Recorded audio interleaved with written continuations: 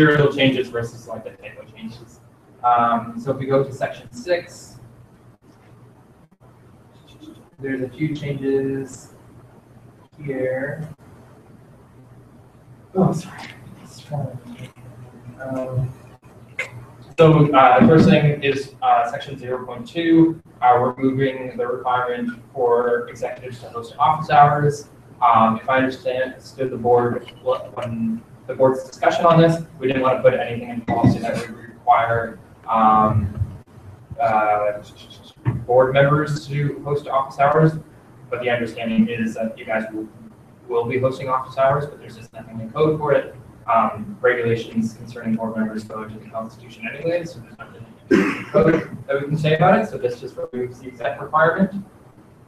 And then if you scroll down a little bit to section 0.06 and 0.07, these are probably the most impactful changes that we're making. The first one is giving the vice president of finance the mandate that they have to refuse to process requests for unpaid or erroneous sponsorship funds that are older than 1 year.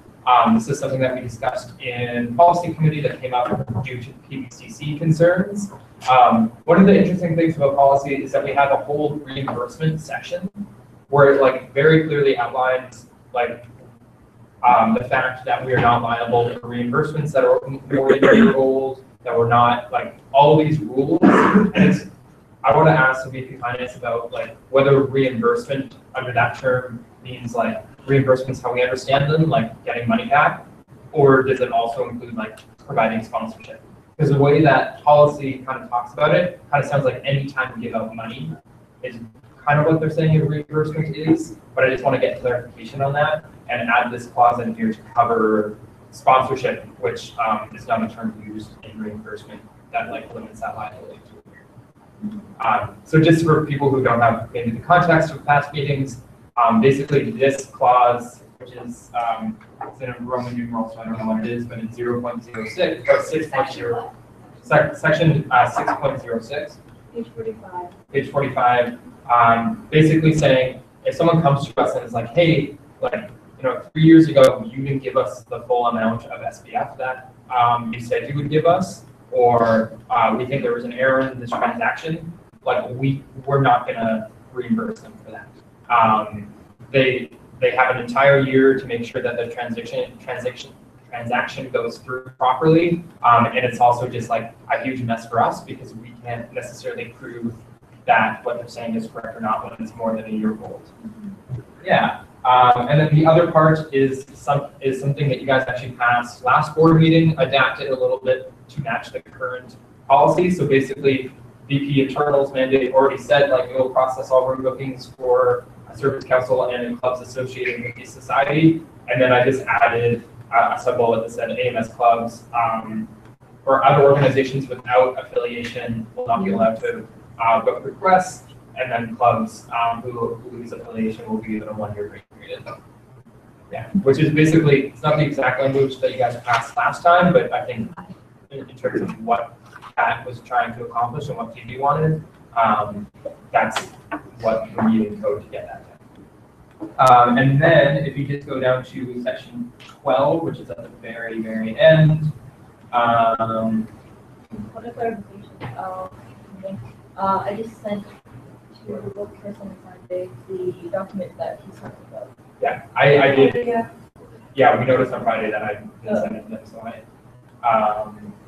yeah, so if you go to section 12.02, club roster, the policy committee discussed how it's kind of odd that we would have a list of the actual clubs who are affiliated for a given year, just because that updates every year. We would have to update it in policy. And there was a rule that said we could update that in policy without getting approval, but it's still just kind of unnecessarily tedious when we have this information elsewhere. So I just removed the list of clubs and replaced it with the list of clubs can be found by contacting the chairperson of the club review committee, whoever that is for the given year. And that, yeah, that's basically it for that change in section 12.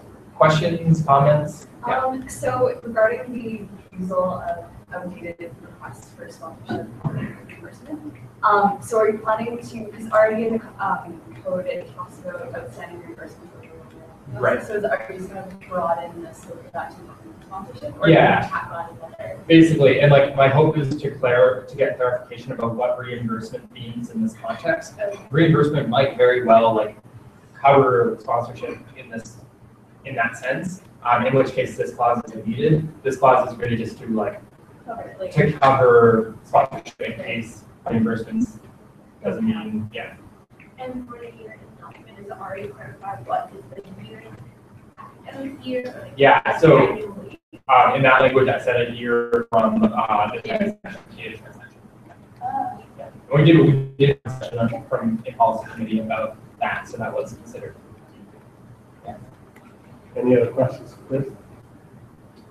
Just want to say thank you for all your work with this. No, it's great. So I guess the other thing is these changes all, but it has given us like a chance to try out this new process of doing things and to try out this like new change log system. So going forward, you're probably going to see like a lot bigger decisions to be made in policy. Perhaps not in November board meeting, but I think December's board meeting will probably be the like super major changes that we want to get done this year. There's also talk about splitting policy up because it really makes sense when hiring. HR knows the most about hiring policy. It's in this one document that they can never update. I think I mentioned before, every updated policy has to get passed by the board of directors. So it kind of makes more sense if HR can write their own policy and get it passed by the board of directors. Same with elections committee and sort of that sort of thing. Also, in the sense that it's more accessible if it's not all in one, like, right now our thing is like 77 pages or something. Yeah, it's very overwhelming for anybody to read. I know for a fact that a lot of us here haven't read through this document before, which honestly should, because you're here for that reason. But yeah, like, it's so overwhelming that I can't imagine a student going through this easily. And so yeah, I think it's great that So from that, like Chris mentioned, we have two options. We can vote change by change, or we can vote wholesale on all changes. I'm worried that if we vote wholesale on everything at one time, that you might not be thinking of something now you want to address one of these changes, but you might afterwards for it. So my preference would be to vote line by line on these changes. We could also, another option would be to do it for each of the articles. Yes. So Article 2, Article 6, and Article 12. yeah, Let's do Sorry, that. that's more like Line by line, right? Not line. Yeah. Article by article, not.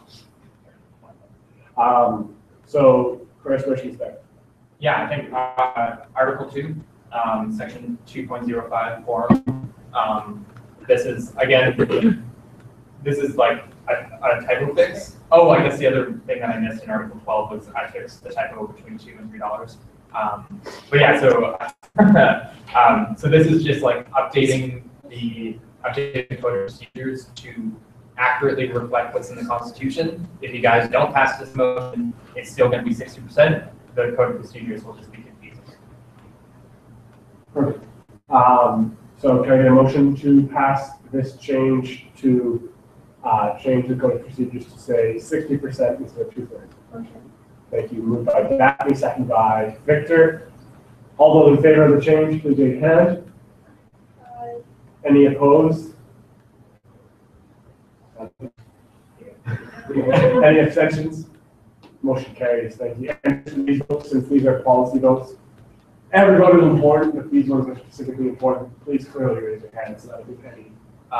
One thing we might want to do is like come up with some standardized language for these votes because we're going to be doing it a lot.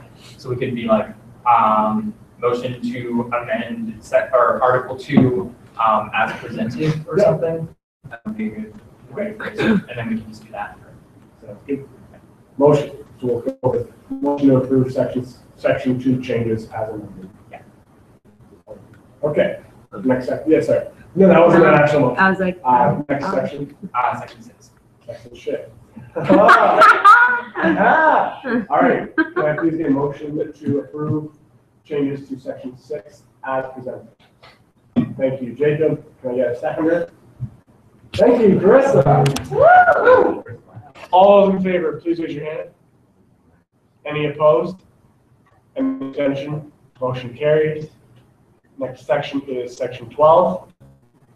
So this one's the more meaty one. This has changes to technical changes. So just take a moment, review it before we vote, please. It's time.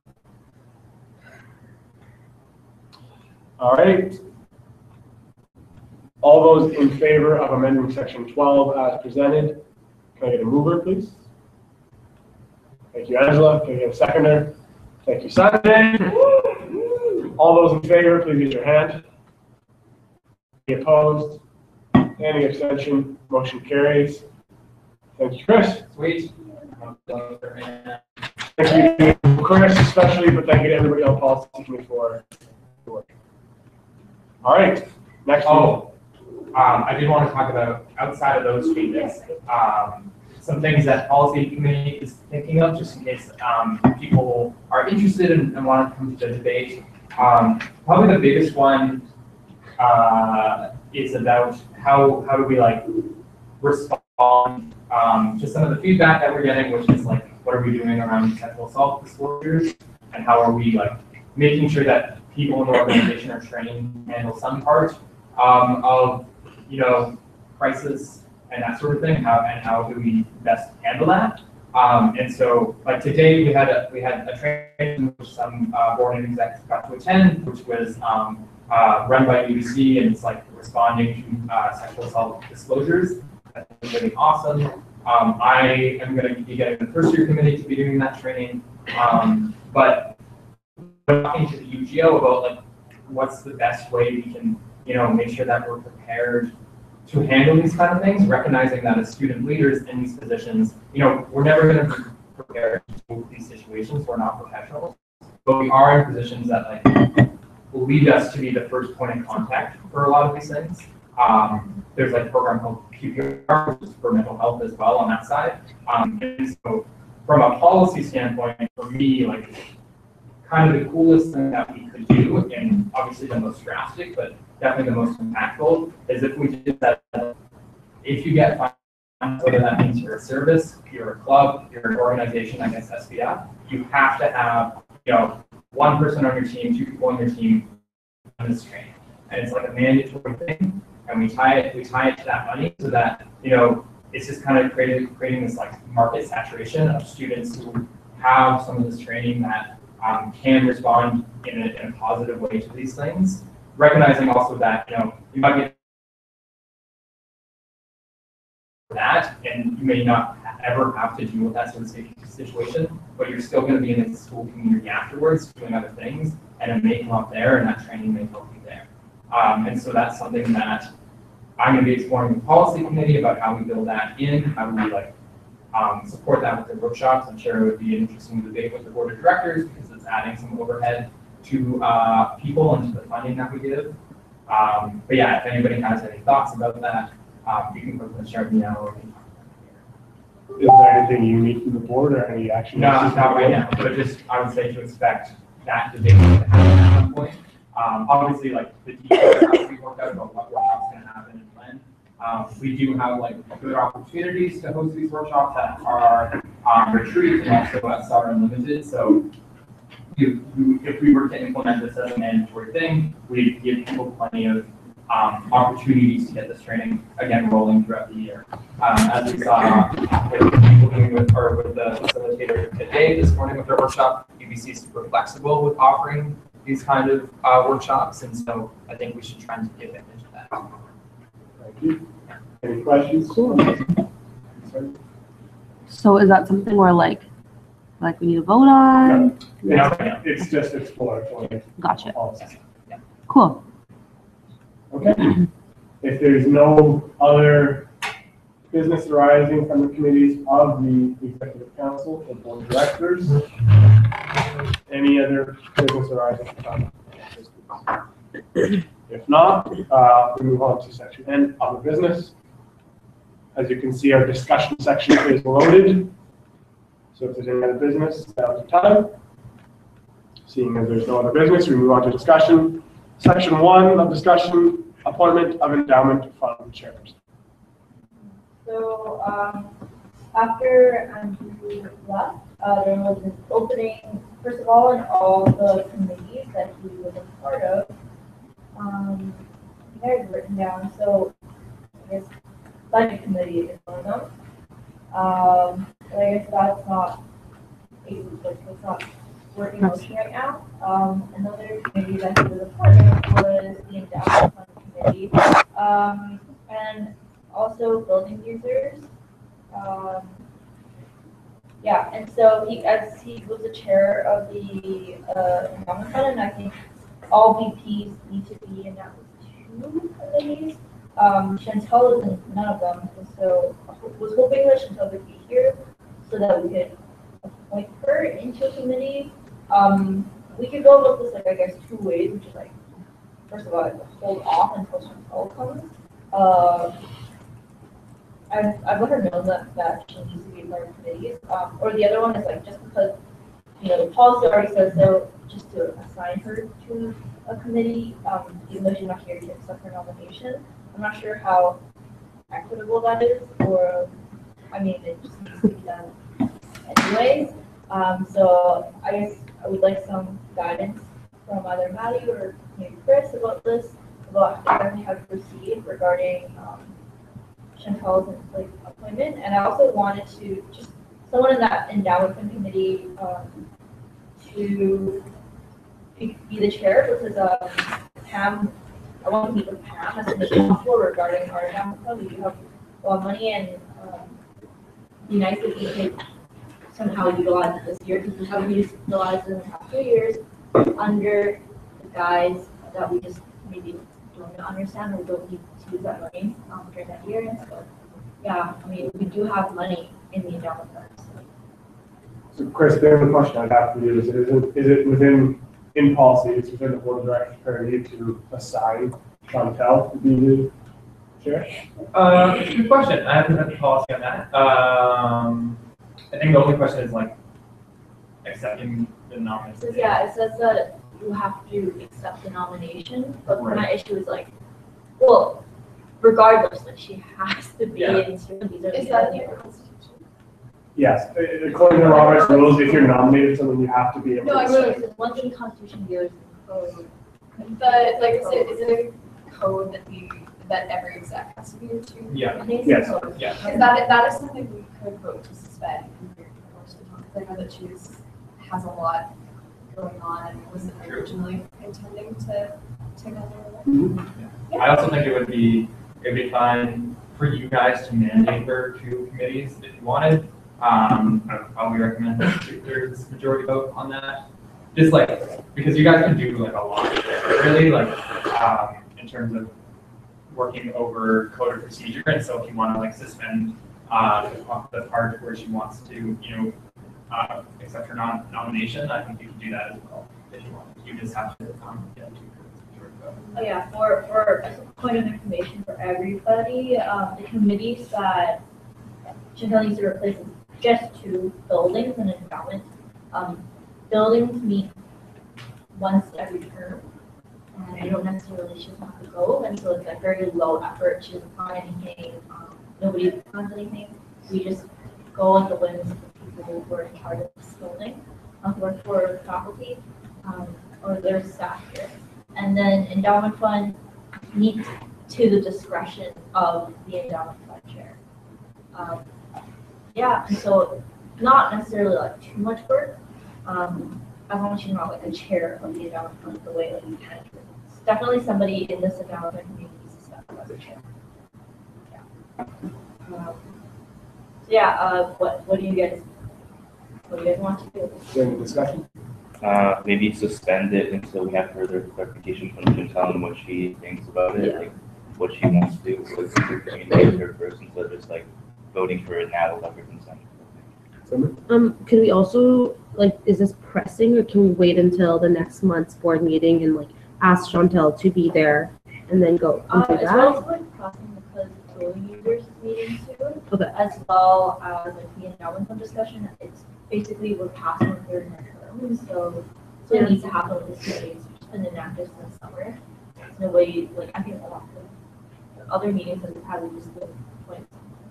Would it be possible to appoint co-chairs moving down from committee? Having Chantal as a co-chair, but appointing somebody else who's currently on that committee to co-chair with her, so that. Well, she doesn't have to be a chair for the endowment committee. She just, that committee just needs one more member.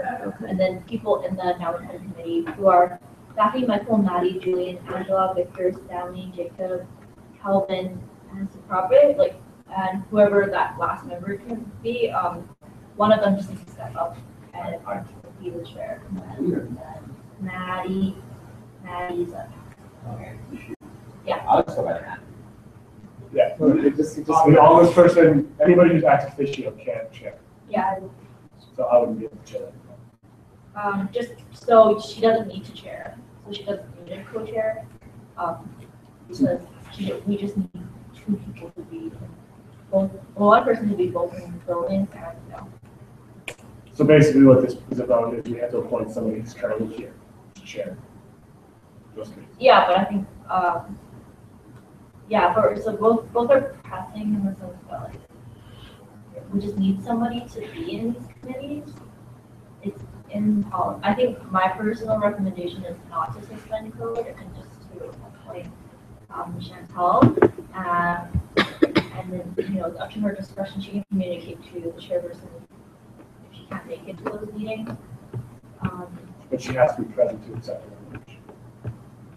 So we have to suspend code to appoint her without her having to accept the nomination. Yeah, if it makes everybody more comfortable, we could appoint the next meeting when Chantal is present, and then just right now appoint an endowment chair instead. I support that. And so we're not boarding at all building users. You know? It doesn't seem like you guys want to do that, so we can, as long as you remember to bring this up next meeting and remind Chantal to be there. So I know Chantal works every Saturday, so I don't know if, like, we have any more luck with her present, but maybe we'd be able to get a better sense by.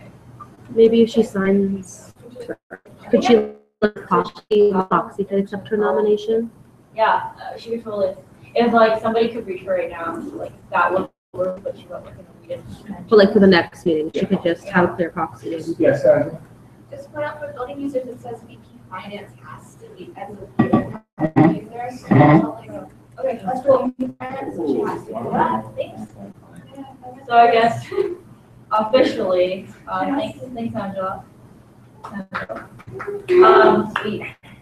Chantal gets appointed into building users based on her title. Endowment fund is still missing someone. I guess we can leave that be.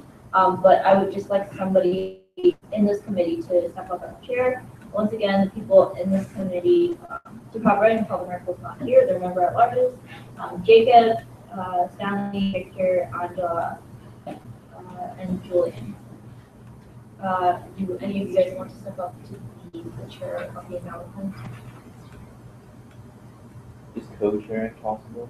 Co-chairs not really needed. If I encourage you. Yeah, I'll chair, yeah. Oh! This So is the AMS Jacob who nominates get paid. himself. Are there any other nominations? Jacob, do you accept your own nomination? Oh, yeah. Any other nominations? Just letting you know that Angela Guy is currently vice chair. So, when's the opportunity? Any other nominations? Any other nominations? Any other nominations? Seeing none, congratulations, Jacob, you are now the chair. I mean, down here. Add it to his LinkedIn immediately.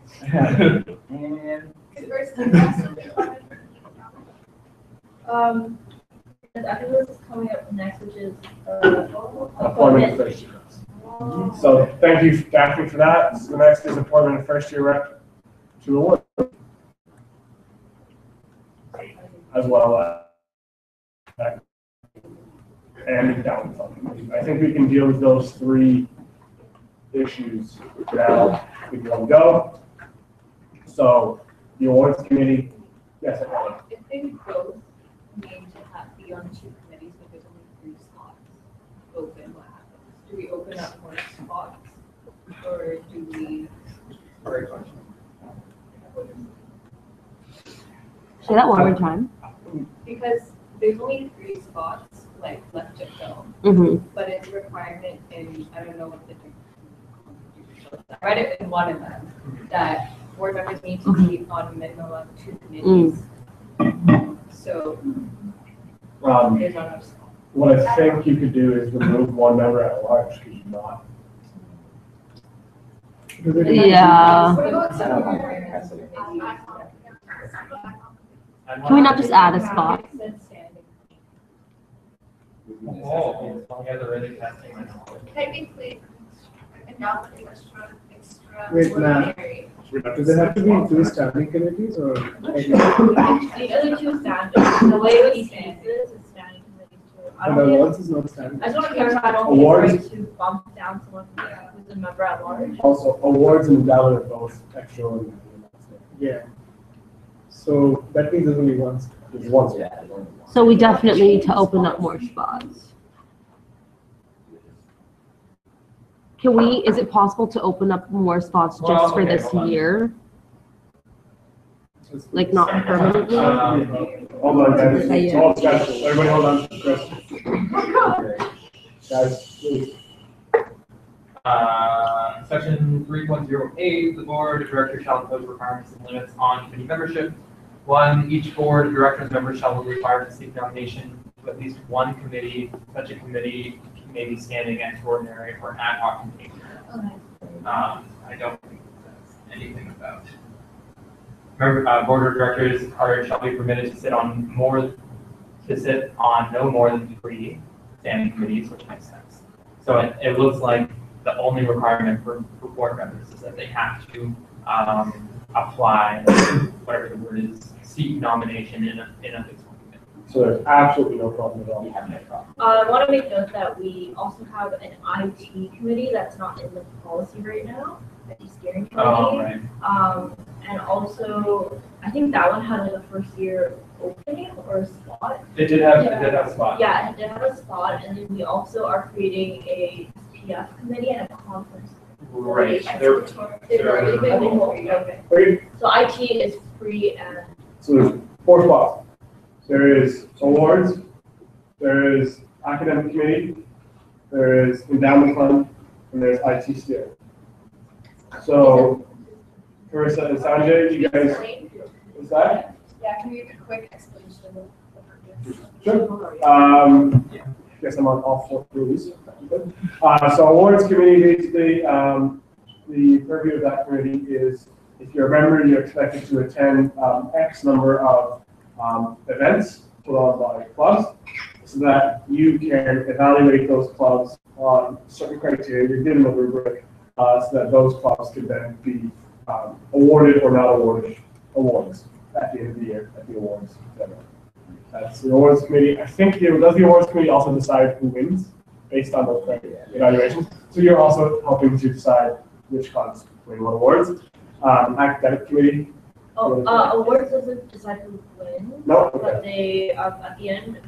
Remember last year's meeting, they come in and kind of discuss and like propose like, oh, this is the reason why I think this club should win this or this group should win this award, and then it's still up to the discretion of the board members to vote if they're.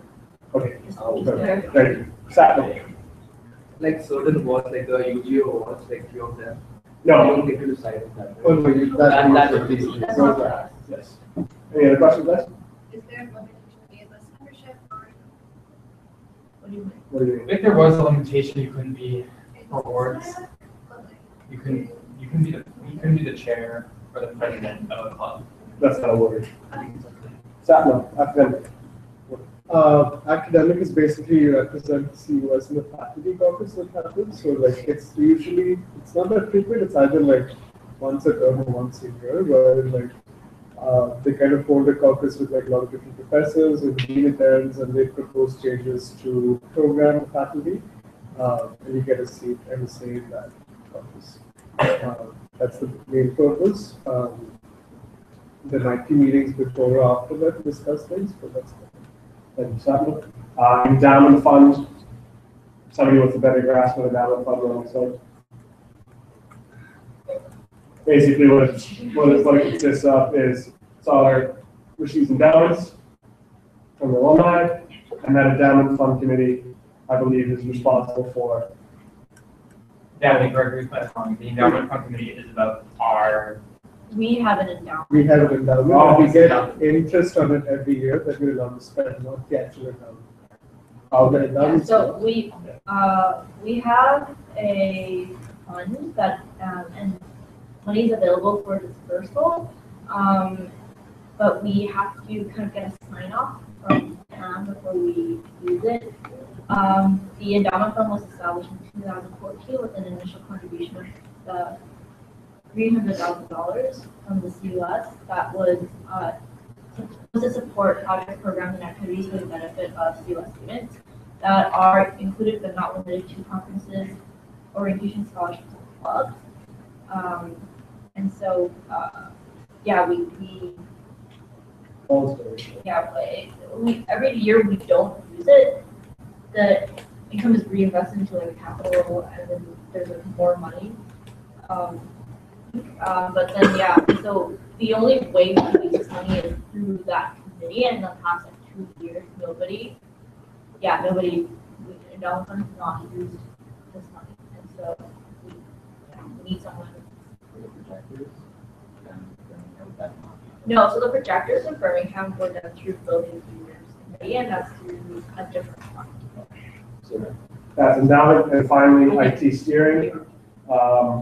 Again, some of you have a better grasp on IT steering can correct me. I believe what it is that in the past, the IT committee and the IT people, well, not the IT professionals in the CUS have just been overwhelmed, and there hasn't been a lot of direction with kind of fixing CUS and IT problems. So they established this committee just to have a better streamlined process for issues that need fixing and just overall caretaking of the IT system.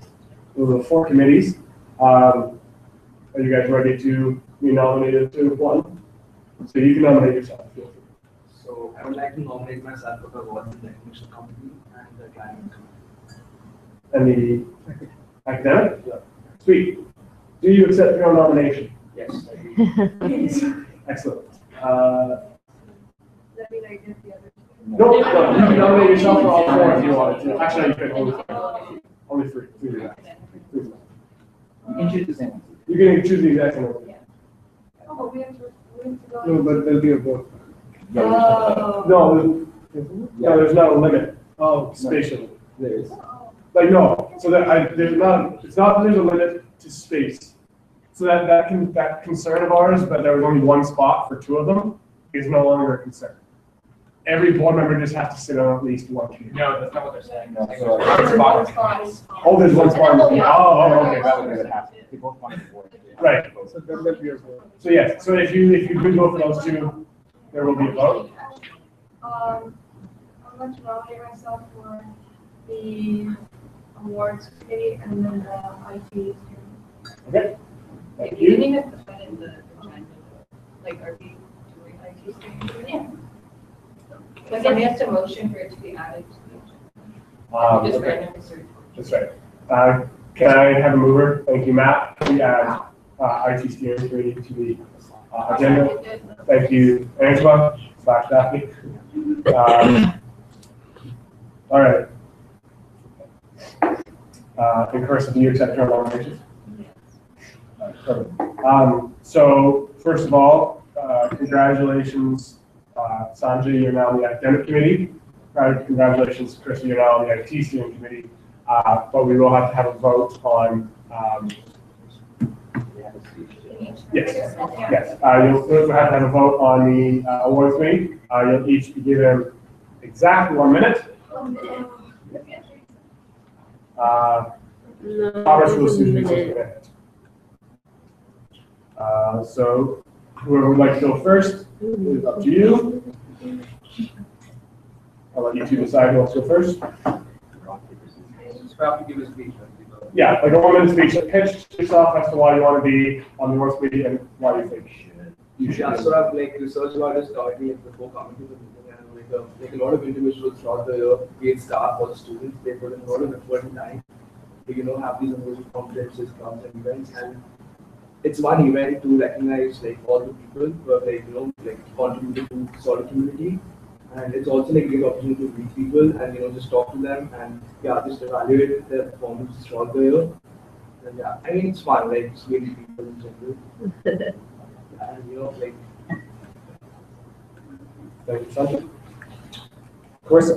I would say that I'm really interested in a lot of the clubs here at Sauder, and I want to go to all the events, and I think it's a really great opportunity to meet people there and assess how their progress is. I'd like to be part of this committee to do so and help facilitate the awards decisions for which clubs receive what. Awesome. Thank you. All right. I believe we don't have to go front ballot in this vote, unless it is in policy first. Do you know if it is? So this one, I think it's just nominations are 2/3. Everything that I've seen has been a private investigator. Okay. So in that case, I am not voting as chairperson. So please take the next few minutes and message me directly on Slack. So if you are a board member or a non-board member who's proxying for one, please direct message me on Slack. Yes, both of you can also vote for yourself. In some weird twist of fate, you're voting for each other.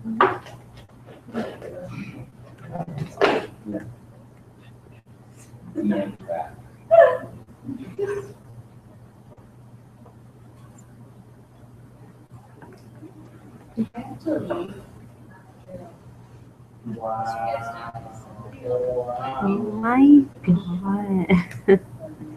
That was a joke. No one asked. Like, not a single person inquired. Like, absolutely not. Honestly, this is the most popular I've ever been. Not. All right.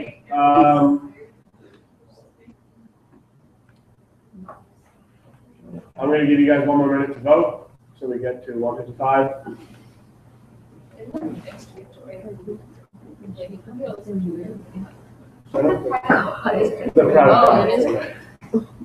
All right. By the way, Harvey Weinstein just got kicked out of the film academy. Oh my god, are you serious? Why is that a surprise? Yeah, that's be like, Oh, yeah. I didn't know it. Well, it's more, I think it's more surprising that it actually done. Like, I know, I'm really happy. Yeah, okay, voting is now closed. Thank you, everybody. Meeting adjourns until 1:58.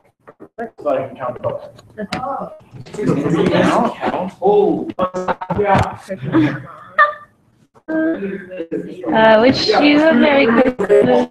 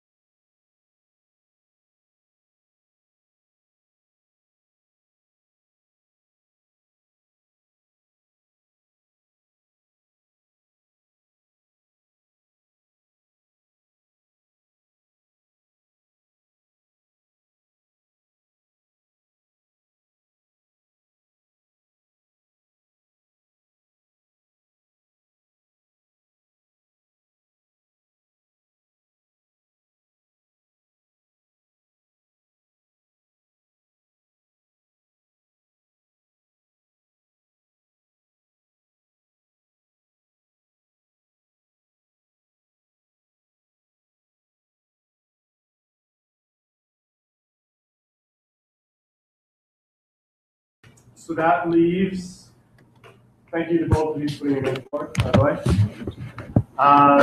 That still does mean, though, that the endowment fund committee has a own spot. Carissa, would you like to nominate yourself to be on the endowment fund committee? Sure. Thank you. Carissa, do you accept your nomination? Yeah. Any other nominations? Any other nominations? Any other nominations? Congratulations, Carissa, you're now on the endowment fund committee.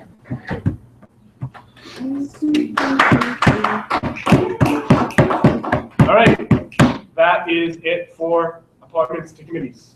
Thank you to Daphne and everybody else who brought those forward. Moving on to section 6, frequency of board meetings. And just before the mover of the motion to add that to the agenda speaks, it's been brought to my attention as chairperson a few times now that the once a month board meetings just aren't really cutting it in regards to keeping the board of directors informed on what's going on in the CUS. And there is a push to add another, at least one meeting to the board of directors schedule. That is what I'm assuming is going to be discussed here. And you move the motion? I move the motion where, yeah, You pretty take much the what you said. motivated? Pretty much motivated by that. Yeah, I think a few people had mentioned that this structuring it once a month doesn't really offer a lot of opportunity for board members to be it's more of like a reactionary, like, oh, all of this stuff happened, or it's so far in the past that it doesn't even really come up, and then there isn't that opportunity for engagement. So we're just, wondering what everyone's thoughts are on how to kind of remedy that and give more opportunity for people to stay informed and to open up those opportunities to have vote and stuff like that. And I'll just preface this discussion by saying that as chairperson, if the end result for the discussion was leading to another Saturday meeting, I have to take off work for Saturday meetings.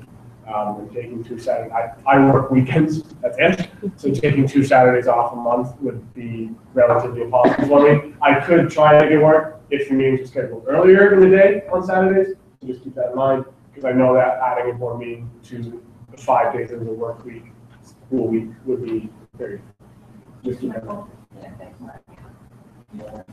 Well, yes. I guess I wanted to talk about this because I think overwhelmingly during the exec meeting, noticed that like sometimes board members come and that's like really helpful. I've seen a lot of their faces there, and my understanding is that when you guys are there, the board members might be like kind of confused about what's going on, or you need to be caught up, or you might not feel because I've heard this before, like, oh, I don't really actually know what's going on, but I'll try my best to help. And that's really helpful. That's really good for your but at the same time, the way I think when I tried to look about this casually with Michael, he also talked about the way our system works. For example, board members. I think last time we talked about board meetings, well, this wasn't expected of us. We have more office hours in the beginning, right? And we're changing that. We're willing to have job descriptions from now on for board members, and HR is working on that, so you know it's what to expect. But the reason why a lot of these changes are happening in motion is because right now we're in the thick of it until we realize, oh, maybe that business needs to happen. And previously I was just talking to Maddie about how did the other people do it? Like how did they only allow board members to just be there for one meeting? When I look at us, I see that we have attendance problems even though it's just one meeting a month, which is really sad because I mean you guys only have one meeting that you have to go to. And in a way, like adding one more probably won't help, but I'm hoping that it gives you guys more face time with regards to the issues that we do face. I'm telling you guys a lot during the retreat, but the board is really here to strategize and help move the CUS into strategy. So in the CUS meetings, during the exec meetings, we find ourselves in the exec team talking a lot about strategy or things that are really out of their job descriptions and fits more within your job descriptions. However, you guys aren't, not all of you guys are there, so a lot of things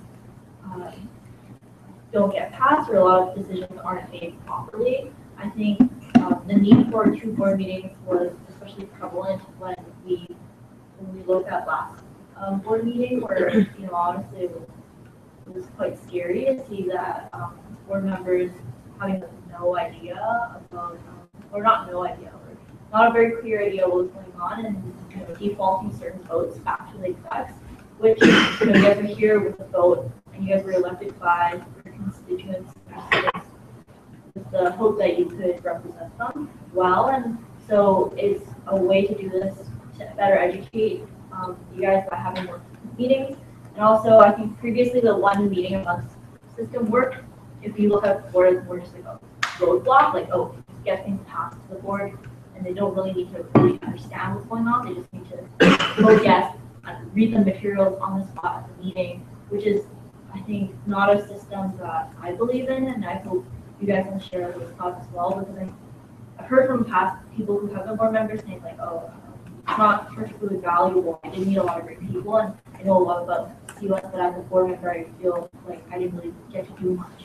Hopefully, with more frequent meetings, that changes, and we can free up some time to have more discussions over strategy instead of just passing things, or instead of just appointing people to committees. We can come together and talk about what's been going on in school and issues that people have been facing in terms of student leadership and student government. So I don't think a long spiel.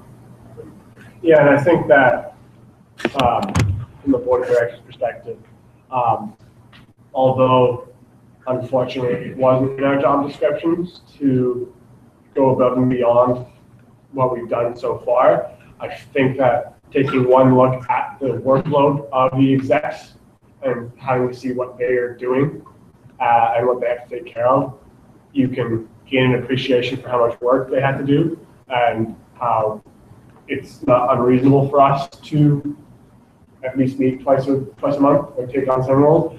Looking to the future, this is just something that I was mulling around and that I would encourage others to mull around, is that part of the job description of each board director is to be a liaison with a specific exec member, so that there's at least one board director member who is as knowledgeable on what's going on with a portfolio as that VP. So even if a VP, for instance, can make it to a board meeting, their issues are still being presented with as much knowledge as they would be able to. Yeah, and on that note, like I've gone through that from the exact same that the system doesn't exactly work, in the sense that it takes a lot of effort for execs who are, especially with Chantal and Phoebe as internal and finance, they get so many requests from students with reimbursements, lockers, room bookings that they're just simply like, I just don't have time to be onboarding an extra person and kind of catching them up onto all these things. And it's not in my job description to do so, and I just but like, for example, Jacob is Phoebe's board rep, and he's been really great at coming to meetings and offering to help her out and take on certain projects, which Phoebe really appreciates. She's mentioned that before too, and like that's good help, but at the same time, I think just having more frequent discussions will naturally catch you up on like what's going on, versus just having one person sit you down and try to explain to you everything that's been going on for the past 1/3 of their term. It's a lot harder to do, and like sometimes they just need more involvement from the board. I think at the end of the day, also like it's just not good enough for us to, I think, as a team to just be meeting once a month. I think I would just like to see more cohesion and more interactions between the board and the execs as well. These are the only means to do so. Yeah. Any other discussion on this guy? Chris, I think you had a question.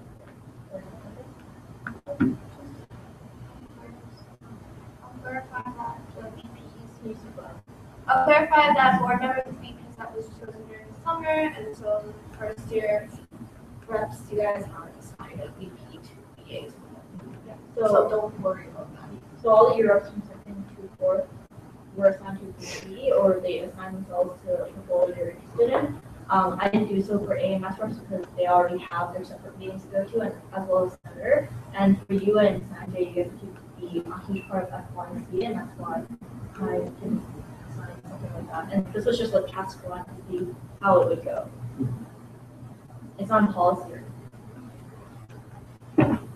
Yeah. So if Michael can't chair for 2 in 1 month, then we would have like one where he chairs and one where someone else chairs. So there's a vice chair, so KP is. Without even mentioning the vice chair, I would be able to chair another meeting. Yeah. Whether it be earlier Saturday morning or Sunday, 12 times. I just couldn't I couldn't give up another Saturday. Okay, sure, okay. If that works for people, I know that Saturdays probably aren't ideal. Sundays are maybe a little bit more flexible for people. So yeah, that's a good topic. So I'm just concerned that if we have 2 meetings, attendance will go down for both respective meetings. So we'll have less effective meetings with less people there. Like, do you know what I mean? Like, Yeah, I think to that point, like, execs have meetings every single week, and their attendance has been really good. Yeah. For all of them, and each meeting, we literally, like, we'll finish a meeting, we get faster and faster each time, we're more effective each time, and I'll ask the execs, like, to send Maddie, like, a rating that they would give it, and work to improve on things that I could be a better chair at. So expediting things, having less discussion, starting meetings actually on time, things like that. I think at the end of the day, you guys were elected, and so try to keep accountable. Yeah, like for sure, I think meetings are getting faster, and I just wanted to say I love this seating way better. I think it's more engaging, so that's just a side note. But you can get this faster than one. Yeah, I really do like it. Like obviously, I would love to come to 2 meetings. Like try my best. Probably can make it to 2 meetings a month, but I'm just saying in general that is a concern. I can definitely foresee just both meetings becoming respectively shittier. Do you want to say that comment? Yeah, just like, I don't really understand the comparison between board and exec. And yes, they signed up for one meeting a week plus, but it's not what board signed up for. I won't be able to come to meetings a week. I go to a month, and that's why I think the goal is to have more involvement and knowledge than going to the exec meetings and just talking and staying active. We'll do that just as well. Like you acknowledge, you don't really think that this is a good solution. I think that's a flaw with this, and it's just more meetings is never a solution. I have a point to say that is like already it's expected of you guys to come to these meetings, but I mean like look around, like some people aren't here from the board side, and so and except like they're expected to come, but they don't have a vote, and they already have their exec meetings every month. Every week. So on that note, like if we're talking about already engaged with members, like board members showing up to exec meetings have already dropped off, and I always see like the same faces that come to those meetings, and so it's even with that initial thing, like that hasn't been happening. I think staff know how to Sorry, just before you speak, I saw a couple hands go up. We go Sapno. I think I saw Victor, Victor Chris, and then Sapno, Victor Chris. Yeah, I was just about to ask, like, if we have this twice a month board meeting, should we reduce the exact meetings then? Because it's kind of like, oh, you discuss things and then the next day you're in exact meeting. So that's also another thing. Okay. I think more discussion. How to make one of the board meetings optional for exams. Sure, yeah. So I think the problem with that is like Chantal and Sam will never be able to meet on Saturday because I think one of them has GDC and the other has work. And so the date that the execs said everyone can be there at that time. Victor? So we do like another like when to meet or where to do a second meeting. And I guess to the point where you're saying for that maybe too much work or something because you have to attend like another meeting. And then also to the point where board maybe some feel uncomfortable doing too many meetings, but I guess maybe altering the format to where it's like the 2 board meetings are like the equivalent of like 1. So this is like it's not like a super long meeting. Yeah. So either have a normal board meeting as usual and maybe have like a supplementary faster second meeting, or, you know, split it up where the whole team is kind of in a shorter time. Yeah, to add to that, like the reason why our agenda is so long is because we only meet once a month. Yeah, I just want to get it back to like the reason why this was proposed, which is like the fact that last meeting was described as the worst meeting we've ever had, and like the point brought up is that, oh, because like some execs weren't there, and it's like that is really bad, right? And so like whether it's another meeting or you're splitting the meetings up, like board as an exec, I'm asking you guys to find a way to like have more knowledge and like be better at your jobs. And I'm not saying that to like single anyone out, but it really sucks when like there's a meeting and execs aren't present, and then you know, we get feedback that it was the worst meeting ever because of like a lack of information. Maddie, Julian, Matt.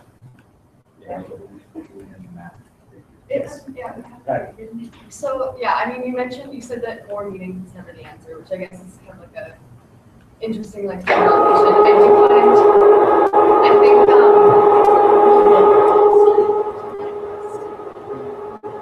It's not that one. Come on, Maddie. project. Project.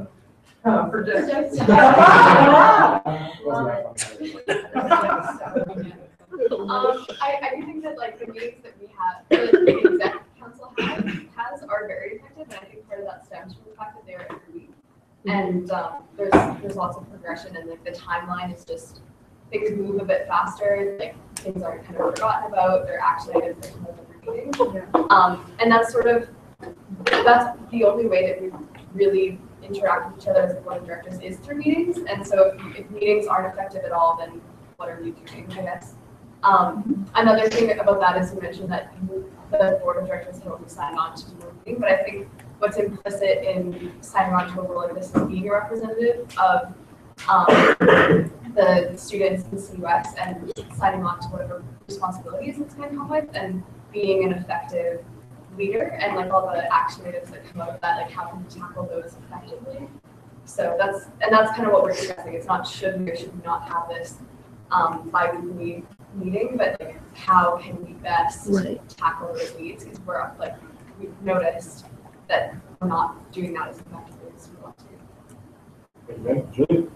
And so I guess building off that, then I think the first solution we had last month was like start going to more exec meetings. And I mean, I went to one or two of them in the beginning, early September. It's a lot easier to find time for this. And naturally got busier, and I just started like prioritizing different things. So, I mean, I think focusing back on that could be more beneficial. If those meetings are still going on, that's where all the information is. It doesn't add more to people's schedules, and you can still get the same value.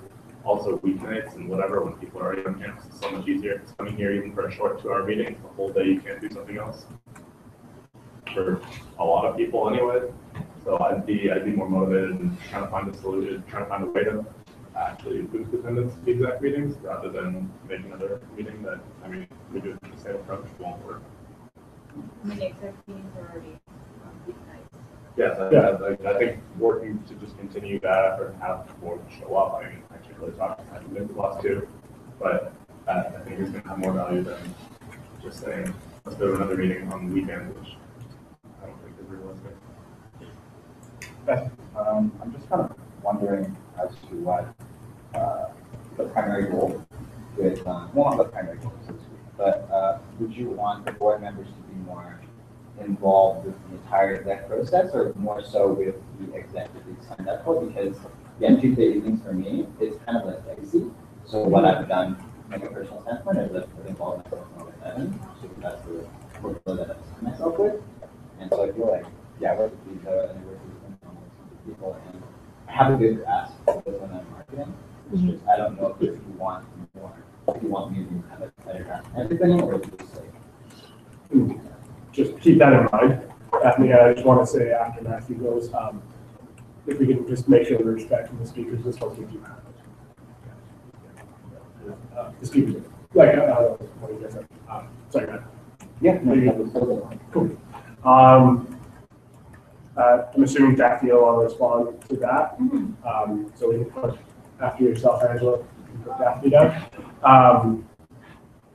And then one of the exciting, I agree with both sides in the sense that there is definitely a problem with the system. There is definitely a need to, in overall, be more engaged in the process. But simply adding another board meeting in the format that we have it now will not solve the problem that we're trying to fix. And so the idea that I would put forward to everybody is that you have one meeting a week, one meeting a month, similar to this one. But then the second meeting of the month is quite simply just reports from the executives, updates since the last board meeting, and any action items that have come out of executive business. So we don't have to go through all this superfluous discussion and amendments of, other meeting minutes, everything like that. It's just quite simply a bare bones meeting to catch up people with, and that if you need to Skype into that meeting, so be it. But it doesn't have to be here. It is just a conference call of some kind so that everybody's on the same page as much as possible. That's what I would suggest instead of a format as similar to this one, so that people don't have to necessarily show up physically, but we're all communicating at one time for an hour or two, just around the same page. That's what I would say. Well, email, I just don't think the email is as kind of like conducive to natural discussion. But it was like a Skype call, it was a Google Hangouts, and we just all are like, okay, this is what's going on. We dialogue, solve some problems, and move forward. Thanks. I think that what you proposed sounds a lot like just us going and us as a board going to an exec meeting, given that the things that we talk about are mostly exec. The value of having a second board meeting would be that, as you guys mentioned, that there's some discussion that are more towards strategy, and that these things should be discussed with the second board meeting, not so much the exec information where we should be getting by attending exec meeting. So in that case, thinking that these board meetings which should be more focused on strategy, and when these things come up in the exec meeting, then we add that to our second board meeting if necessary. Thank you. Daphne? Yeah, I think Matthew talked about primary goal, like is for the board to be more involved in the exec process. No, like the goal is just for the board to be more involved with the organization. That's simply it. The board, I mean, unless you have, I've been a board member like 2 years, unless you have a really strong role, which is like AMS rep or a senator, oftentimes it's really hard to be involved. It's really hard to feel like really hard to do certain changes because, you could attend a bunch of meetings. I've been attending a bunch of meetings just to get an understanding and help out wherever you could. Like Jacob, Victor, you guys show up a lot at these meetings.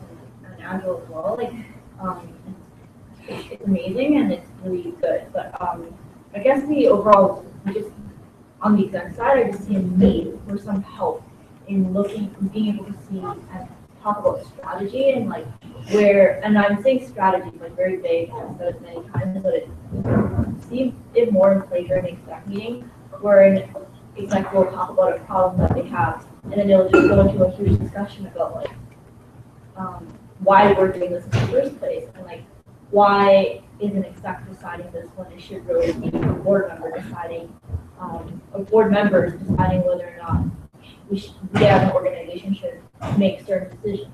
And that's why, like, you guys can say that you will try your best to attend more exec meetings. Like, great. But like last time we talked about office hours.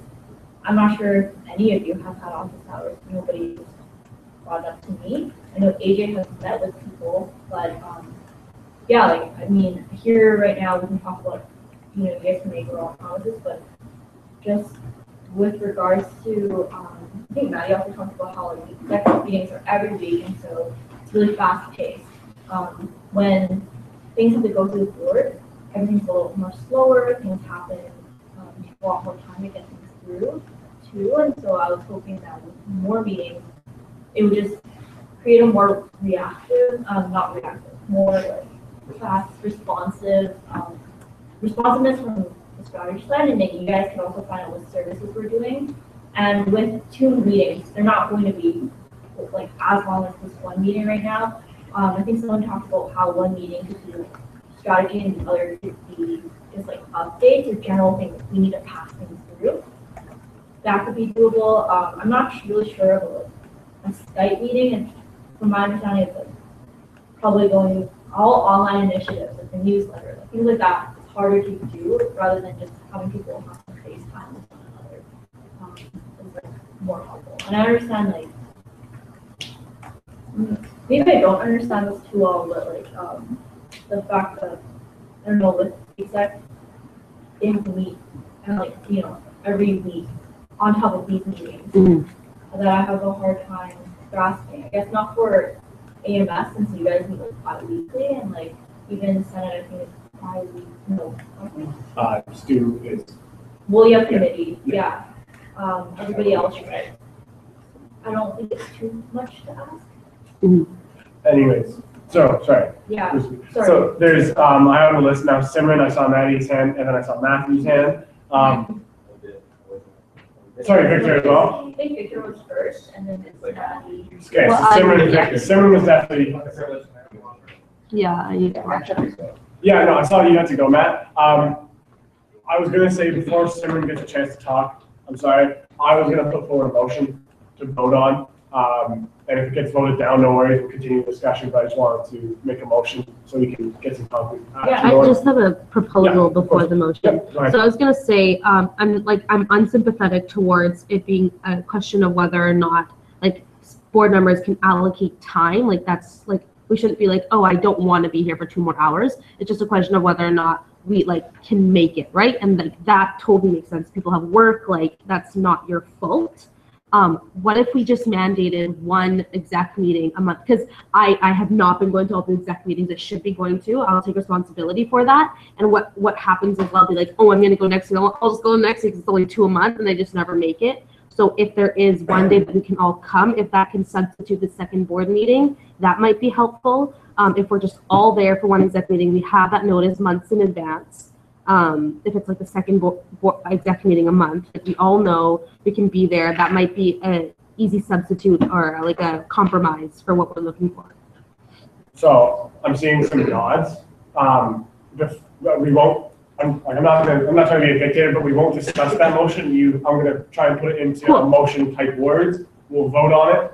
If it passes, it passes. If it doesn't, it doesn't. So what it seems like is that. Correct me if I'm wrong. Simran moves that board of directors members are mandated to attend at minimum one specific board meeting per month. Do you have a preference as to what meeting of the month it is? I'll just say something. So I'm also on JDC, and I made all my dates like last week with my team, and I did do it on the assumption that the Tuesday I would be free would be flexible in the month. So I don't know if this will even work for me, but I do think it's a good idea. And ideally, I will be able to make it to most Tuesdays, and I can just go to other Tuesdays that I do have free if I can't make the one mandated one. That's just personally because I made that commitment last week. But yeah, we can all choose like an ideal Tuesday and just like go to that meeting. I think that if that's something you like. And I think that it'd be best for board of director members to attend the first exec meeting of the month, seeing as the second week of that month is board meeting. So that, I see you like storming over there. I think part of the problem is like because stuff that comes up in exec council is stuff that when we're talking through issues that we have, it's like, well, we could send this because this is clearly a strategy item. We could send this to the board, but like that's when they're actually going to be able to vote on that, that's going to be a month away. Okay. So we just end up dealing with stuff as it happens. So like if we were to have all the board attend an exec meeting, that we might have to tack onto that maybe at the end some kind of just like like a voting procedure. As long as we have that, like the ability to convene a board meeting maybe after if there was something that came out of that. That's a cool idea. We couldn't do that. We couldn't do that fly by the seat of our pants because we have to give like the 72-hour notice on the website and stuff like that. But part of our proposal could be that for half an hour after the one mandated exec meeting, there is also a board meeting for half hour, 45 minutes, so that if there's any action items that come out of that exec meeting, they get voted on, and if there's no action items, there's no board meeting. Or there is one, we just adjourn it after minimal. There's some issues with that. I don't wanna. No, if there are issues, please tell us. Well, just because like the biggest reason why we give notice to our members and why we live stream things is like specifically if there's gonna be motions to be passed. Mhm. And so from an outsider's perspective, it might look like we're trying to like sneak motions past in this like kind of ad hoc board meeting that happens after executive.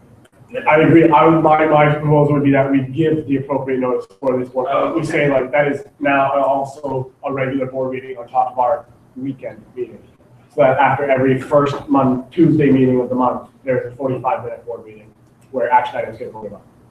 That would be my suggestion. Yeah, that could work. Okay. We have to approve the policy. We have to write some policy, and we also have to wait for someone to come back and come up for it. And I know Matt needs to leave. In the time that Simran comes back, is there any more discussion on that idea? That's the motion I'll be putting forward, is that from this point on, there will be a shorter board meeting mandated every first Tuesday of the month after the Board of Exec, not the Board of Exec, the executive meeting. Quite simply that after every two, the motion will be that every first Tuesday of the month, there will be a Board of Directors meeting post the executive. That'll be the motion. I think it makes it easier to plan around as well. Yeah. Because that was my issue. It was just like, well, I don't know which Tuesday I can make, but it's always the first Tuesday of the month. I can. Yeah. It will always be the first Tuesday of the month. And I realize that means we'll be staying later to campus, but at least we'll all ideally be on campus and we'll all ideally be around the building. So it'll make it easier. And if there's no action items that happen to come out of that exec meeting, then we convene, say hi, and we adjourn. Yes. So a clarification, is it like the first Tuesday meeting is the exec meeting that we're all required to go to? Yes. And then if there's action that needs to be decided upon, there's a board meeting after? There will be a board meeting anyways on that first Tuesday, which we're all mandated to go to. But if there's no action items that come out of that exec meeting, then the board meeting will still last 5 minutes. It makes sense to like also, regardless of whether there's action items, I think it's good just for us to discuss. And to recap what just happened. Recap everything that happened. Yeah. So part of this motion will be that board of directors are mandated to go that first Tuesday. So Simran, in the time that you've been gone, the motion has transformed into, from this point forward, it will be mandated that board of directors members attend the first board meeting of the month on the first Tuesday, and that after that first board meeting, first exec meeting, there will be a board meeting convened immediately after that exec meeting to go over anything that was discussed, any action items, and just to kind of recap. So there will be 2 board meetings a month, the first Tuesday of the month and the second Saturday of the month. And that is what we plan on. Yes. Just want to quickly warn you guys, exec meetings go on really late sometimes, so we might be on campus like 10 and 11. Yeah, that's the concern I had. So it doesn't exactly work, or if a meeting runs especially late. Well, I kind of actually, I think the just secondary shorter board meeting kind of format as opposed to doing the exec meeting would be more favorable, because like we can just schedule, we can do a link meet and schedule it at more difficult time maybe during the week. So alleviate that problem. Yeah. And I would agree, but it's just been anecdotally evidential that us and when to meets have not gone well. yeah, or scheduling it at a different. Jacob? Honestly, I think if we're all gonna attend the second or the first exec meeting of the month, that we just power through it and just get the action items over with as soon as it's done. So even if we do have to stay a little late, I would not be against it. Yeah, and that's the price. That would be an incentive to keep the thing concise. And it also would you'd have your discussion during the exec meeting and then you vote on it. So we don't have to have another one. Every time, so we don't end up there until 2 a.m. What we can do is that, because if you no, I agree with you. If you go in any city council what happens is that per kind of motion, per discussion item, there is a two kind of, you're allowed to speak twice cap on the proceedings. So like, if Matt wanted to speak more than twice, he couldn't, unfortunately. So it would be, we can't really, it's not enough for me to say we're gonna like adjourn at 10, because that would be, I think, inappropriate for us, but we can say there's a speaker limit. You're allowed to only contribute so much to each action item. Would that be amenable? Okay. So I'm gonna help write on that motion, Mary Angela, in my head. Motion, every first Tuesday of the month, there will be a board meeting after the required executive meeting.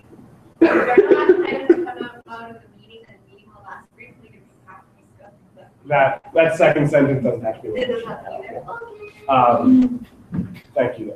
But what, no, that first part you were good. What happens if we don't meet quorum for one of the board meetings? Like, there's not enough board members. Well, that exact meeting is mandated to go to for the board of directors anyways, to get a proxy.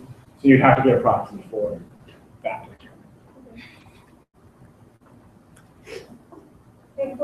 All right, and also on that motion, Angela, you can attach that we will be putting in a speaker limit so that people can only speak twice per action.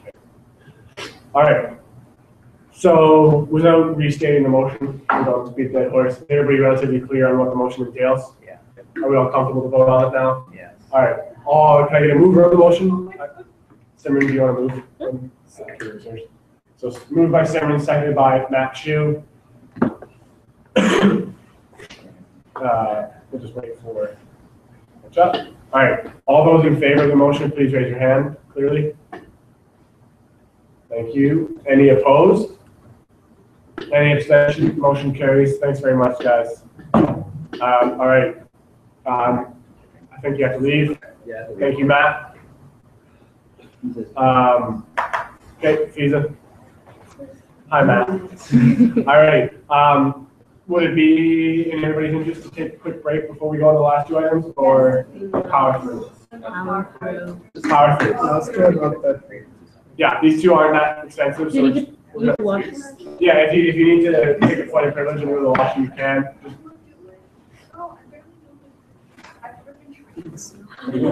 All right, section 7, usage of CLC. Simran, you want to Okay, yeah. So I feel very passionate about this topic. Every person I've talked to has had like resounding yes to this proposition, which is basically that similar to other facilities on campus, the use of them is limited to some extent to like members of that faculty. And I just think principally it makes sense because Slaughter students are paying fees to make up for, unless I'm wrong about this, but I'm pretty sure they're still paying money to make up for the CLC. And regardless, like they are students of this building in itself. So basically what happens is that CLC is full to the brim to the point where like groups can't meet in their own library, or you can't go there to study. And because there's non-Slaughter students in there. What was I gonna say? So basically there's a lot of frustration around that because a lot of people have all of their classes in this building. And I think it's our job to represent like the student body. And if this is a concern of theirs, which I've had, like I haven't even brought it up to people have brought it up to me, then I think we should act on it in some way or another. I wasn't, like, for example, like forestry has half, because they have such a beautiful facility and everyone wants to use it, they have half of it mandated towards forestry students and forestry students only. Same with like law, for example, you can't study there. They will come around, do ID checks, life sciences.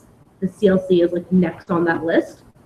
I'm uncomfortable with like passing a motion immediately, mandating all of a sudden, like to represent the student body in such a way. I was curious to hear your guys' opinion on perhaps having some form of like a referendum vote or something, or like even just boothing and like seeing people's opinion, which I would be willing to do on like what their thoughts on making like the CLC do ID checks, or like, and that would only have to happen once in a while, just so that there is a deterrent from people sitting there if they're not actually students of solder. I know there's some PR comments, although like if the students don't care, then I don't think that we can just, for the sake of our logo as a COS, be like, this hurts you, but we care more about our perception. Yeah, that's my rant. Thank you. So we'll go to South Julian with this. That's good. So I think there's a way we could do it without it directly affecting the COS. It probably wouldn't come from the COS, it would come from UBC. Okay. Secondly, I've never really had an issue finding a place to go and study there. Okay. It's always been possible. You look around for a few minutes, like libraries are inherently busy. That's just Okay. the nature of it. If it's more of a group thing, Yeah. then I think we're still gonna be fucked no matter what. And we gotta figure out a more creative Right. solution. And like booking rooms has always been blocked Mhm. to commerce students. So Mhm. I think any group spaces isn't really an issue. And I don't personally see the issue for Yeah. individuals. Can I respond to that? After. Okay, Actually, technically, you can get a rebuttal. So like, I just want to say, like, that's like your perception of the CLC. I've had, like, I can say at least a dozen people that are students of solder tell me otherwise, that they're frustrated with the fact that they don't have space to meet as a group. They can't just find a table there. Frustrated with the fact that it's overcrowded, overfilling, overfull, and that affects their like ability and environment of a library. And also, like, even personally, I have had situations where I simply cannot find a seat even if I wanted to. So, for what? Yeah, so. Yeah. Same. Yeah, I think it's pretty. Sorry, we have to do a list. So I have Chris, I have Jacob, and I have Chris. Cool. So yeah, just some more context. The issue with the CLC is that it's technically a UBC library. So it's like organized by these UBC library systems, so they have certain rules about it. Okay. But I also think that you have a good point about representing students and like that concern. And so the two avenues I can see you do that is maybe going to SAP. He works with the CLC on academic programs. And so that would be a dialogue with the people at the CLC, or the building users committee perhaps could be like another avenue to discuss. Definitely like would have to ultimately be a discussion with the school. But I think like that's a very fair point that you're bringing. And with those 2 points, I'll definitely invite Jacob and Carissa to speak to that. But Simon, are you comfortable with that being the kind of way we move forward from this? Yeah, I would need to like a little bit more information. So, like, yeah, just have a conversation with staff. That could be action. But Jacob and Carissa, if you guys want to share your thoughts on this before we move on. As well as that, I don't believe the graduate study room in CLC in Birmingham, from my understanding, non-solder students can also book them. I feel like if we want to get rid of, like, if you want to address that issue, we could also have maybe implement something like only solder students are allowed to book those rooms for like group sessions, because like that's what they're looking for groups of people that want to do meetings or something like that. Group projects, they're going to CLC or Birmingham, they can't find anything. It's like we have those rooms because half of our courses require group projects. Yeah, so like why don't we just keep those rooms for only solder students to book if you have a group project or a group meeting or something like that, but not just one person can like go there to study. Yeah. I know some people that book like huge rooms and just go there to study for one person. It's like kind of sad. Yeah, there's a bunch of those people. Yeah, I've only studied the CLC once because it is so crowded, and I studied before. So I definitely agree. I don't know like how many of the if the crowded issue is because like they're non-solder students. It is like a space for all years in solder, so it would just be like all sorts of students that are studying in one area. I have that one arts kid before who said like, oh yeah, I just study in your facilities because arts doesn't have a building. Which is not true. Irving. Yeah, or like arts one and stuff. Yeah. Oh yeah. And then I think to the checking IDs, I don't know how often they would happen, but if they only happen once in a while, I think people will just stay until they get kicked out. Like that's It's the same thing with like maybe like bus systems and other like in certain areas that they only check tickets once in a while when they have like an attendant going around. A lot of people just ride until they finally get kicked, right? Yeah. So unless it's like consistently happening and people are noticing like, man, like at the CLC they were checking IDs like every day, then people still like come and stay in with them. Yeah. Great point. And as long as Simran's comfortable with that discussion and where we're going with it, we can move on to the last action of the day. If that's okay with anybody else. Yeah, I just have a point. Yeah, I think like it's a good point that Jacob brought up that like non-solid students are booking the rooms, which they're not supposed to. At the UGO, we check Birmingham bookings. I think every day to make sure that people are not exceeding the 2 hours, if they're actually solid students or not, because we check through the email that they're booked in through SISC. But for CLC, we can't do that. So I bring this up to Karen. Talk about the group study rooms not being booked by non-solid students. Let's see if we can work it out. Okay, cool. Yeah. So that could be, that would be further It's discussion. also solid exclusive. Non-solid students cannot study both. Right, We have paid for that space. exactly. Yeah. Yeah. That part is. Birmingham is always full as well. It's just annoying. Birmingham did not exist before the application, and that happened because students needed group spaces in solid. So it exists because of us. And it's not fair for students to do. So we're gonna cap discussion off on that point, just because I think we're in a consensus, and so we can move forward. So finally on the agenda, hiring of non-solid students in service roles. Is there anybody who's motivating that in particular? Me. Out of body experience. No. So yeah, Sally brought it up to me about this. This was in regard to one of the services. Just that they this is not the first time this happened during our term, but that a service had to hire somebody who wasn't a solder student for whatever reason, and it's in our constitution that for all our services that we hire, it has to be a solder student, and if it's not, it needs to be kind of ratified by the council. And so, one of the services hired a person that was a non-solder student, and they had to wait to get approval from us to allow this person to be hired and go under the retreat. Now, obviously, I think upset the service a little bit because it was like, okay, first of all, I hired this person, I have to wait a week for exact approval, and then from Sally's end, he was like, well, I don't really understand this clause either because I was there during the hiring, so I'm just going to trust from the beginning. I'm just going to trust that my service chair did their due diligence and tried to hire within solder, which is get to, because that person, the talent in solder might not have been as good as the talent in solder. And the second thing, like when you bring it to the exec council, none of the people, the execs are even more far removed than the VP in charge. So they're just going to be like, well, if the service chair did their due diligence, then we'll pass it in. I've never once seen execs reject somebody who was a non-solder student to get hired for a service position. I guess this was put in place so that it encourages that solder students are hired before non-solder students, but I just feel like it's unnecessary as long as our hiring packages are clear that we are primarily looking for solder students, and that chairs are, they're adults. Hopefully they tried their best to hire solder students if they don't want to students.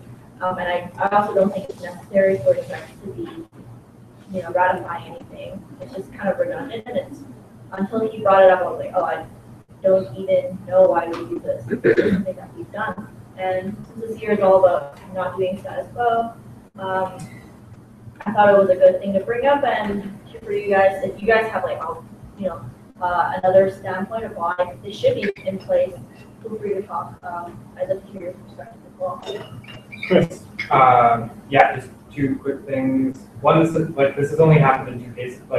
There's only two ways this happens, right? Either the service knows that executive council has to ratify the decision, so they have to wait to inform their entire team for us to ratify, which is like a week, and at the worst case, they have to delay their announcement by a week, which really sucks. So they don't like us, and again, it's like such a rubber stamp because we have no context for the decision making. Or two, they didn't realize that they were supposed to hire, they were supposed to ask us for permission, and then so they've already hired someone, and then we have to retroactively approve their decision, but again, we're never going to deny them. So I think I would be very interested in board of directors removing this requirement. If you guys still want some due diligence, you can always add a requirement that if someone complained a month after, within a certain time limit about the hiring, executive council could remove someone from Service Council, which I think is already a rule, so I don't really think that there needs to be anything. My only question for this is, well, two questions. One, is there any action that the board can do now? Two, is this something that policy committee can change and fix? You guys could remove the rule that Is it not, I think it's on the Constitution. is it in the Constitution? Because that might be, because it's the competition of the policy. It sounds like a code thing. No, I think. It does sound like a code thing, and I'm really hoping it got into the code. Because I do No, not it's have not a like. referendum on that. I don't think it's the Constitution. Okay. I mean, we use some digging. And before, while he's doing the digging, is there any other discussion on that? Any other comments? I mean, is there a way to prioritize the solder students beyond just saying you should? Like, maybe not even letting people get interviewed until all the solder people have gone through? Like, because they are paying fees to run these clubs, and they should be getting the experience running the money that's running. Like, there's a lot of arguments that could be made on their end. Yeah, I think would be worth. I mean, even if they weren't as good, it's kind of the goal is to have everybody solder in the US grow. Yeah, sorry, Samuel, I I saw don't want to Jacob make that Sample. happen, but Victor, you're the So, Jacob Sample. Okay, so this has only happened like twice in like the history of the CUS. No, twice this year. Oh, twice this year. Actually, three times this year. That was all. Haven't a lot. Yeah, every year. Sometimes there's just not, well, especially like marketing roles. Sometimes you're graphic. Okay, never mind. Okay, Sample? Yeah, I think like probably the point of this policy was to kind of make sure that services don't just hire invited non-solid students and execs kind of keep some kind of authority over that. But yeah, I do agree with Julian's point. I think solid students are paying both the CUS services, unlike clubs where they only pay like a nominal fee for membership. So it's like there should be something to make sure that the services are not just like hiring all local UBC and like going coaching non-solid students. One or two maybe is good, but if the entire service is non-solid students, then that's a questionable thing. So there should be some kind of way to monitor this. Maybe just that LBP can take care of it instead of bringing it up to exec council. I saw Victor's hand. Chris, do you want to respond to that? Yeah, I would say, yeah, that's a good point. So maybe this is more just like, because part of the reason was like equity rep, like the HR team clearly wasn't communicating this properly. And so like, if there's better training around this requirement, then like we can catch it. And then it is just a week before people have to ratify it instead of like, you know, already hiring. So maybe like, it might just be. Victor?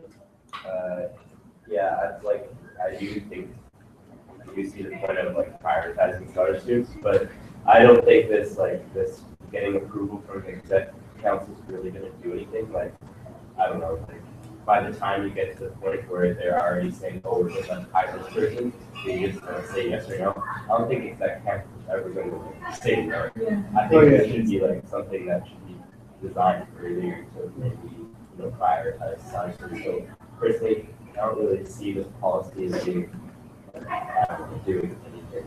So, I would just like to chime in this one. I haven't been involved in a CUS club hiring process, so I don't know. This is just my ignorance. But the HR team, the board of directors, are they involved in the hiring process? As in, do they sit in on the interviews? They sit in on every interview. Okay, because for me, that would be, excuse me, that would be the kind of stalwart against the services just, and the clubs just hiring non-solid people because they don't want to. As long as the HR team is involved, I don't see a problem with getting rid of this other staff. That's my 2 cents. Anybody else speaking?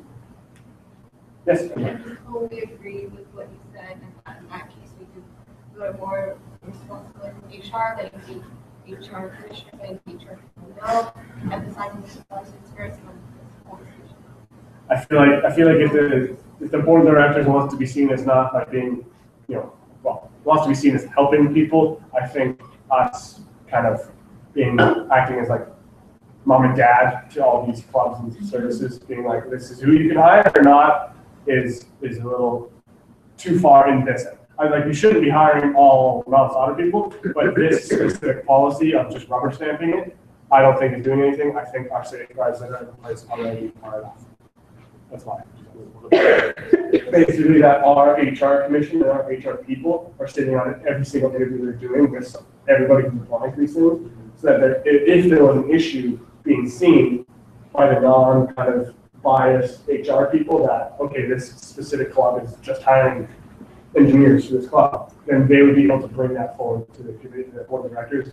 We don't just have to like out of context rubber stamp whether or not. Yeah. Yes, I have three hands to yeah. Chris Jacobs apple. I think the best action item here is we'll call the committee to remove the rubber stamp while also adding something into hiring that explicitly tells equity reps that they should be like making sure that solder students are being considered fairly before other students in the process. So it's like explicitly in their job as equity reps. Is there like a point system that's being used to evaluate people? I think that's just based off the criteria. The hiring matrix. That's the hiring But matrix. is it quantified? Yeah. I don't know if this is like reasonable. Could you give solder students a bonus 5? I mean, like at least that would account for some kind of like variable, like an appropriate amount of incompetence is allowed if you pay the CUS to run this club for you. Like, My question is, are you on the policy committee? no, that's why I don't. Oh, I'm on policy. I'm not on the. Because this would be a discussion for policy committee where you could bring this up when we were making this. And I would certainly want like HR partners to provide recommendations for implementation of what it means to like prioritize services, right? Because like the point system might work or might not work, it might be too late because you've already picked people for interviews at that point. So yeah, implementation details. Yeah. So that's definitely something we can talk about when we actually come to the policy. So that's the only action item we're getting out of this. Perfect. Thank you, Daphne and Chris. On that note, I'll call finally. Sorry? No, they didn't. No, you didn't. At this point, I'll call for any other amendments, any other additions to the agenda discussion items before we go. Seeing none, the next regularly scheduled meeting of the Board of Directors shall be November 11th at 12 p.m.